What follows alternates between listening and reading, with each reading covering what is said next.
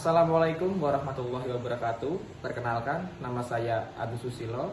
Saya dari Prodi Agribisnis Bidang Minat Penyuluhan dan Komunikasi Pertanian UT Daerah Palangkaraya.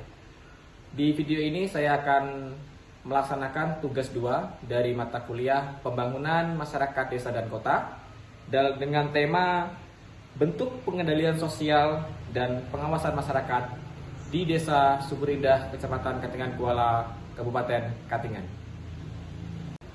Baik, di sini saya akan menemui salah satu dari kasih pemerintahan di Desa Suburindah untuk melakukan wawancara mengenai tugas kuliah ini. Mohon maaf mengganggu waktunya sebentar, Mas. Di sini saya akan melaksanakan wawancara sesuai dengan matkul saya di matkul Pembangunan Masyarakat Kota dan Desa. Sebelumnya minta tolong untuk sampean untuk memperkenalkan diri. Apakah sampean berkenan untuk memperkenalkan diri? Boleh. Perkenalkan, nama saya Alfajar. Jabatan saya itu sebagai kasih pemerintah. Lama jabatan saya itu 2 tahun di Desa Subur Indah. Baik, di sini saya akan memulai wawancara, Mas.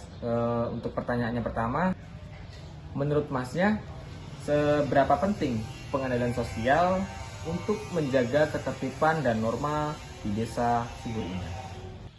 Menurut saya, Mas, itu sangat penting, Mas, karena tanpa pengadilan sosial, konflik akan mudah terjadi dan keamanan desa terganggu, Mas.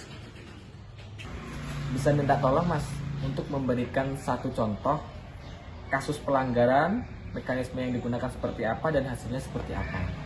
Mungkin contohnya, Mas, warga berselisih soal batas tanah, lalu diadakan musyawarah di balai desa dan kedua belah pihak menandatangani berita acara serta menetapkan patok batas tanah tersebut.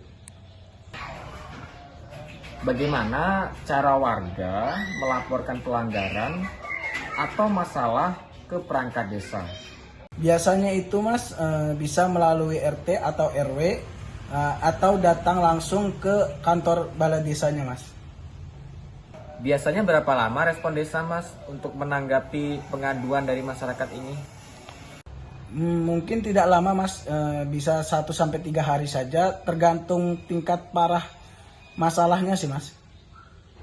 Untuk pertanyaan selanjutnya, Mas, apa sih tugas dan tanggung jawab perangkat desa dalam pengawasan dan penegakan norma? Jadi tugas dan tanggung jawabnya itu menerima laporan, memfasilitasi musyawarah, Mas, menegaskan peraturan desa dan menjamin saksi tidak melanggar hukumnya, Mas. Apakah ada contoh kasus sukses pengadilan sosial di Desa Subur Indah ini, Mas? Jadi ada, Mas, warga yang sering mabuk dan mengganggu.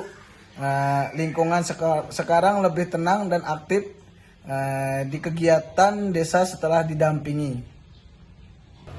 Apakah Mas bersedia dihubungi kembali untuk klarifikasi atau tindak lanjut di kemudian hari? Ya, saya bersedia, kapanpun bisa dihubungi saya. Baik, Mas, terima kasih sudah mau direpotin dan mau menerima saya.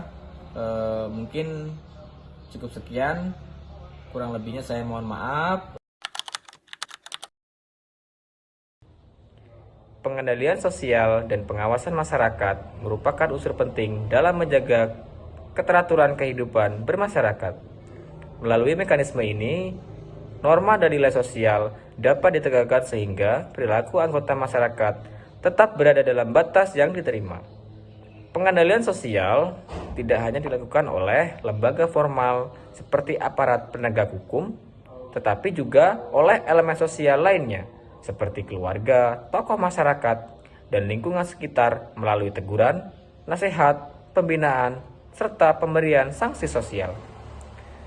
Dalam pandangan saya sebagai mahasiswa, pengawasan masyarakat memiliki peran strategis dalam mencegah terjadinya penyimpangan sosial.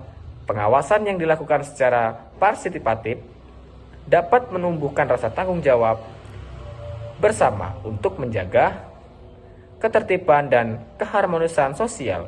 Oleh karena itu, untuk pengendalian sosial yang ideal bukan hanya bersifat represif, melainkan juga edukatif, persuasif, dan berorientasi pada pembinaan. Selain itu, pengendalian sosial yang efektif harus dilaksanakan secara bijaksana agar tidak menimbulkan ketegangan dalam hubungan sosial. Masyarakat perlu dibiasakan untuk saling mengingatkan, menghargai norma yang berlaku, dan berperan aktif dalam menjaga ketertiban lingkungan. Dengan demikian, pengendalian sosial dan pengawasan masyarakat tidak hanya berfungsi sebagai alat kontrol, tetapi juga sebagai sarana pembentukan kesadaran kolektif demi terciptanya kehidupan sosial yang tertib, aman, dan harmonis.